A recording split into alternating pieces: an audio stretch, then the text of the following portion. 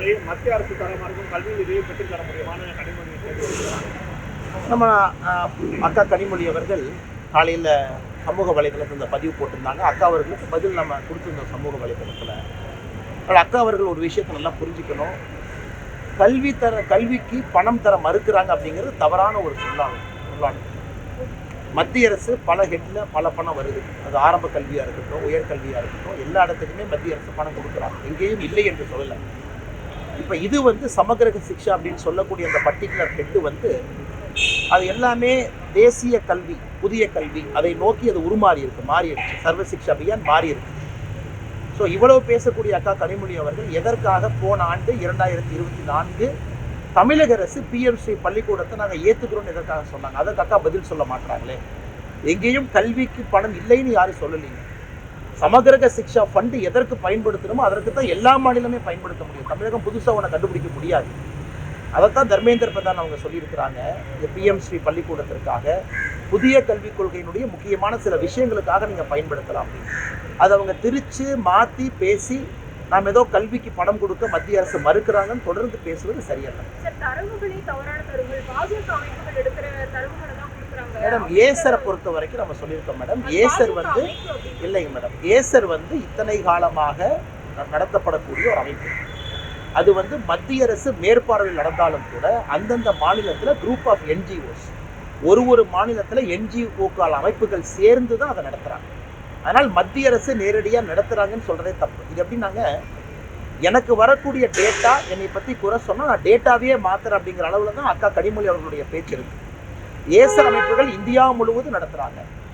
எத்தனையோ இடத்துல தமிழகத்தை பற்றி சரியாக சொல்லியிருக்காங்க, சில இடத்துல நல்லா சொல்லியிருக்காங்க. அதையெல்லாம் அவங்க எடுத்து ஃபர்ஸ்ட் பேஜில் போட்டுக்கிறாங்க. எங்கே கல்வியில் லேக்குன்னா இருக்குன்னு பின் பாயிண்ட் பண்ணும் பொழுது இவங்க ஏசரியே அவங்க குறை சொல்வது எந்த அளவுக்கு ஏற்றுக்கொள்ள முடியும்? ஸோ இன்னைக்கு கனிமொழி அவங்க என்ன சொல்கிறாங்க, இல்லை நாங்களே அடுத்த வருஷம் ஒரு அமைப்பை வச்சு நாங்கள் நடத்துவோங்கிறாங்க. அந்த அமைப்பும் இதே தானே வரும். ஆனால் ஏசர் எல்லாமே ரெக்கார்டட் தானுங்க. எத்தனை பள்ளிக்கூடத்துக்கு போனாங்க, எந்த பேராவை படிக்க சொன்னாங்க, எந்த மாவட்டத்தில் எந்த பள்ளிக்கூடத்தில் தரவுகள் எடுத்தாங்க, அது எல்லாமே ஓப்பன் டேட்டா. அதில் யாரும் மறுக்க முடியாதுல்ல. அதை கனிமொழி அவர்கள் குற்றம் சொல்வது சரியல்ல என்பது எங்களுடைய கருத்து. வாக்குகளை சிந்தாமல் சிதறாமல் எடுக்கணும். எங்களுடைய ஒரே எதிரி திமுக தான் அப்படின்னு சொல்லி பாஜகவுடன் கூட்டணி வைப்பீங்களான்ற கேள்விக்கும் விபிஎஸ் அவர்கள் அது 6 மாதம் கழித்து முடிவெடுப்போம்னு சொல்லியிருக்காரு. அதாவது எதிர்கட்சி தலைவராக இருக்கிறாங்க, ஒரு கேள்விகளை கேட்குறீங்க, ஒரு பதில் சொல்கிறாங்க. நாங்கள் ஒரு கட்சி நடத்தி கொண்டிருக்கின்றோம், கட்சியில் தொண்டர்களாக இருக்கிறோம். எங்ககிட்ட ஒரு கேள்வி கேட்குறீங்க. எல்லாருடைய நோக்கமும் திமுகவை 2026 வீட்டுக்கு அனுப்புறதா எந்த மாற்றத்திற்கும் இல்லை. காலம் சூழல் இன்னும் 6 மாதம் 8 மாதம் இருக்குது, எப்படி வரும்? அதே நேரத்தில் தமிழகத்தில் இன்றைக்கி ஆக்ரோஷமாக ஐடியாலஜிக்கல் அடிப்படையில் திமுக அதை மாற்ற கொண்டு போகிறாங்க. ஏன்னா திமுகவின் மீது மக்கள் பெரும் கோபத்தில் இருக்கிறாங்க. பெண்களுக்கு எதிரான குற்றங்கள் தினமும் அதிகமாகிட்டு இருக்கு. இதெல்லாம் தொடர்ந்து பார்க்குறீங்க. ஆனால் என்னை பொறுத்தவரை இன்னைக்கு இது ஒரு தேவையில்லாத விஷயமா நான் பார்க்குறேங்க. காரணம் பாஜக வளர்ந்து கட்சியை வளர்ப்பதற்கு முக்கியமான இது நேரமாக பார்க்குறோம், கடுமையாக உழைத்து கொண்டிருக்கின்றோம். இன்னும் தேர்தலுக்கான காலமும் அதுக்கான சூடு இன்னும் வரல. வரும்பொழுது எல்லாம் பேசுவாங்க, நான் என்டிஏ எப்படி இருக்கும், என்டிஏ அமைப்பு எப்படி இருக்கும். இன்னைக்கு டிடிவி தினகரன்னா இதே நீங்கள் பேசும்போது என் கூட பொள்ளாச்சியில் இருந்தாங்க. அண்ணன் டிடிவி அவர்கள் பத்திரிகையாளர்கிட்ட சொன்னாங்க, வருகின்ற காலத்திலும் என்டிஏல தான் அமமுக பயணிக்கும். அப்போ என்டிஏ வலிமை அடைஞ்சிட்டு இருக்காங்க, எந்த மாற்றுக்கிறது இல்லைங்கன்னா. ஸோ வருகின்ற நேரத்தில் என்டிஏ எப்படி இருக்கும், அதில் யார் இருப்பார்கள் என்று பேசுவாங்க.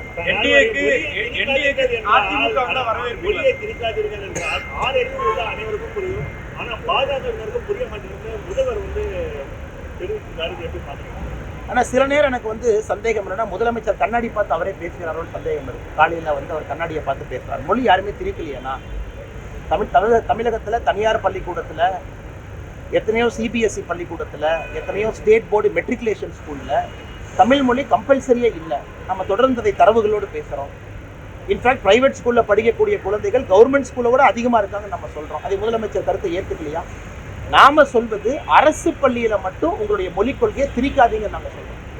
தனியார் பள்ளியில் 3 மொழிகள் படிக்கிறாங்க, 3வது மொழி பிடிச்ச மொழியை படிக்கும் பொழுது அரசு பள்ளிக்கு ஏன் முதலமைச்சர் அவர்களே உங்கள் மொழிக் கொள்கையை திணிக்கிறோன்னு சொல்கிறோம்.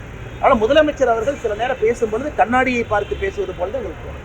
நாங்கள் எங்கேயும் திணிக்கலீங்கன்னா 2020 வரைக்கும் 3வது மொழி என்பது திணிக்கப்பட்டது. அது 2020 அது ஆப்ஷனல் லாங்குவேஜாக நீங்கள் எடுத்து படிக்கன்னு சொல்லியிருக்கோம். இதில் எங்கே திருப்பி வருதுங்கன்னா மும்மொழி கொள்கை விஷயத்தில் ஆதரிக்கும் அண்ணாமலை தமிழகத்தில் இருக்கக்கூடிய கேந்திர வித்யாலய பள்ளிகள் எத்தனை தமிழ் ஆனால் ஏற்கனவே நாங்கள் பதில் சொல்லியிருக்கோம்னா கேந்திரிய வித்யாலயை பொறுத்தவரை உங்களுக்கு தெரியும், ஒரு பள்ளிக்கூடத்துல குறைந்தபட்ச மாணவர்கள் நாங்கள் தமிழ் படிக்கணும்னு சொல்லும் பொழுது அதற்கான ஆசிரியர் வசதியை கேந்திரிய வித்யாலயா பள்ளி ஏற்படுத்தி கொடுக்குறாங்க. அது உங்களுக்கு ஏற்கனவே தெரியும். பார்லிமெண்ட்லேயே அமைச்சர் பதில் சொல்லியிருக்காங்க. குறைந்தபட்சம் ஒரு கிளாஸ்ல மாணவ செல்வங்கள் 25 பேர் நாங்கள் படிக்கணும், 20 பேர் படிக்கணும்னு சொல்லும் பொழுது அவங்க தமிழ் ஆசிரியரை ஹையர் பண்ணி அந்த கேவி ஸ்கூல்ல தமிழ் சொல்லி கொடுக்குறாங்க.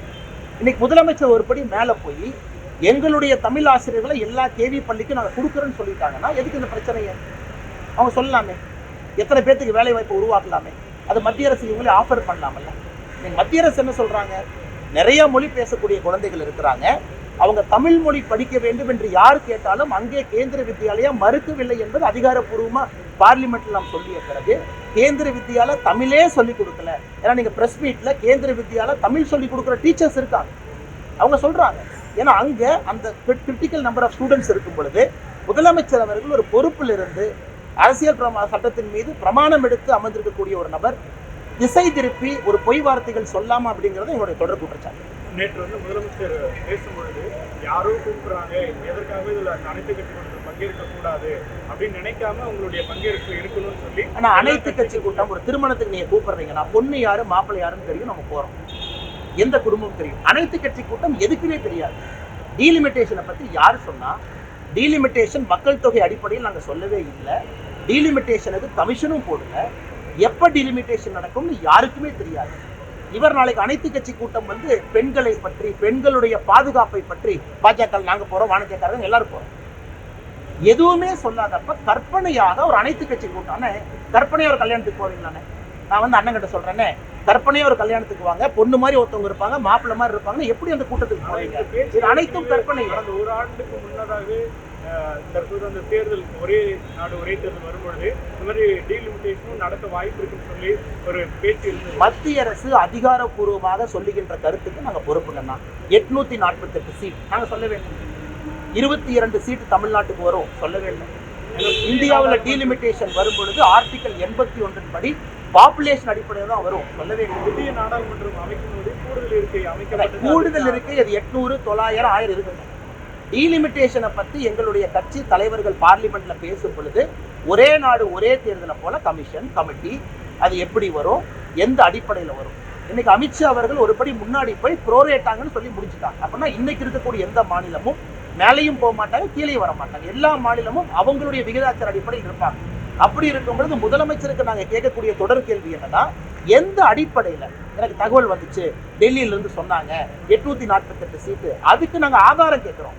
எதுவுமே இல்லாம பாரதிய ஜனதா கட்சியை கூப்பிட்டு நீங்க ஒரு மீட்டிங்ல உட்காருங்கன்னா நாளைக்கு எந்த பேசிஸா பேச போறாங்கன்னா, நாளைக்கு மீட்டிங்ல ஒரு பேசிஸ் வேணும்ல. இப்ப நம்ம டீலிமிட்டேஷன் அறிவிச்சிட்டோம், திட்டத்தை சொல்லிட்டோம், குறை இருக்கா டீலிமிட்டேஷன் மீட்டிங் கூப்பிடுங்க நாங்க வர்றோம். அறிவிக்காம அதுபடி நடக்காதுன்னு சொன்ன பிறகு பாப்புலேஷன் மட்டும்தான் ஒரே ஒரு முகாந்திரம் இல்லை என்று சொல்லிய பிறகும் தொடர்ந்து முதலமைச்சர் சொல்றாங்கன்னா அவர் திசை திருப்புறாருன்னு அர்த்தம். தமிழ்நாட்டினுடைய அடிப்படை மக்கள் பிரச்சனையை பேசாம திசை திருப்பி இன்னொரு இடத்துக்கு போறாருன்னு அர்த்தம். அது எப்படி நாங்கள் ஏற்றுக்கொள்ள முடியும்? தேசிய ஜனநாயக கூட்டணியில் அதிமுக வரும்னு எதிர்பார்க்கிறீங்களா? ஆனா ஏற்கனவே உங்களுக்கு சொன்ன மாதிரிங்க, எங்களை பொறுத்தவரை திராவிட முன்னேற்ற கழகம் வீட்டுக்கு போகணும். பாரதிய ஜனதா கட்சி வளர்ந்து கொண்டிருக்கிறது, அந்த அக்னாலேஜ்மெண்ட் எல்லாரும் கொடுக்குறாங்க. நாங்க எல்லாத்துக்கும் அன்பா தான் பழகுறோம். எங்களுக்கு யாரு எனிமி யாரு, எங்களுக்கு யாருமே கிடையாதுங்கன்னா, எங்களுக்கு இந்த கட்சி தமிழகத்தில் நிலைச்சு வரணும், நல்லா வரணும் அப்படிங்கிறது தான் நோக்கம். தேர்தலுக்கு என்டிஏ எப்படி ஷேப் இருக்கும், என்டிஏல யார் இருப்பாங்க, பெரிய கட்சி சின்ன கட்சி, அதெல்லாம் வருகின்ற காலத்தில் பேசுவோம். அதிமுக வந்து வரவேற்பு, ஆனால் வருகின்ற காலத்தில் பேசுவோம்.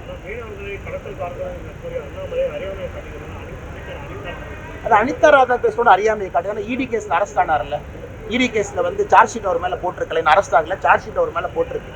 அதனால அனிதா ராதாகிருஷ்ணனோட அறியாமையை காட்டுது. திமுக ஸ்மகிள் பண்ணிட்டு இருக்கான். நேற்று எவிடன்ஸ் கொடுத்துருக்கோம். ஆம்பித்தட்டமைன் நீங்க பாருங்க, கொக்கைன், புதுசா கேட்காத வார்த்தையெல்லாம் திமுக காரன் மீனவர் என்கின்ற போர்வையில ஸ்மகிள் பண்ணி மீனவர்களுக்கு கெட்ட பேர் ஏற்படுத்திட்டு இருக்கான். அது தப்பு இல்லையா? அப்ப இலங்கை கோஸ்ட் கார்டு பிடிக்கிறாங்கன்னா நல்ல மீனவர்களும் மாற்றுறாங்க. அதைத்தான் நான் சொல்லி காட்டுறேன். திமுக காரன் இதை பயன்படுத்தி திமுக கட்சிக்காரன் கடத்தல ஈடுபட்டிருக்கான்.